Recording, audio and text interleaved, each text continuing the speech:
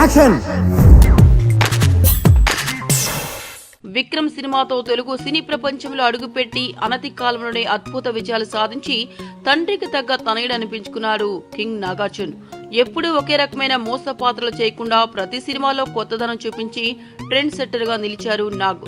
శివ సినిమాతో తెలుగు సినిమా నడతని మార్చి celluloid scientist అనిపించుకున్నారు. నాటి నుంచి నేటికి ఎన్నో సక్సెస్ఫుల్ మూవీస్ లో నటించిన ఈ నవ మన్మధుడు యువ హీరోలతో పోటీ పడుతూ నేటికి విజయ యాత్రను కొనసాగిస్తుండడం విశేషం. ఇక అసలు విషయానికి వస్తే మెగాస్టార్ చిరంజీవి కెరియర్ లో మరిచిపోలేని 150వ చిత్రం ఖైదీ నంబర్ 150. ఇటీవల సంక్రాంతికి చిరు 150వ సినిమాతో రీ ఎంట్రీ ఇచ్చి సక్సెస్ సాధించిన విషయం తెలిసిందే. అలాగే బాలయ్య కూడా తన కెరియర్ లో మరిచిపోలేని 100వ చిత్రం గౌతమిపుత్ర శాతకర్ణి సంక్రాంతికి రిలీజ్ చేసి సక్సెస్ సాధించారు. చిరు 150 సినిమాలు పూర్తి చేస్తే బాలయ్య 100 సినిమాలు పూర్తి చేశారు. ఇక నాగార్జున కూడా 100వ సినిమాకి చేరువలో ఉండడం విశేషం.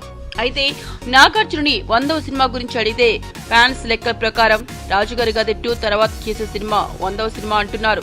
కానీ నేను గెస్ట్ రోల్స్ చేసిన సినిమాలను కూడా నా సినిమాలుగా లెక్కేయడం ఎంతవరకు కరెక్ట్, అందుచేత నా లెక్క నాకుంది.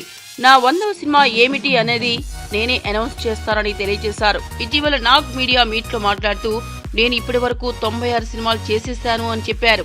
అంటే 97 రాజుగారి గది 2, 98 చందు మొండేటితో చేసే సినిమా, 99 బంగారాజు సినిమా అనుకుంటే ఆ తర్వాత చేసే సినిమానే నాగార్జున 100వ సినిమా అవుతుందని అనుకోవచ్చు. మరి నాగార్జున 100వ సినిమాను డైరెక్ట్ చేసే అవకాశం ఎవరు దక్కించుకుంటారో చూడాలి. మీకు ఈ వీడియో నచ్చితే ఒక లైక్ కొట్టండి, లేకపోతే కామెంట్ చేయండి. బట్ సబ్స్క్రైబ్ చేయడం మర్చిపోకండి.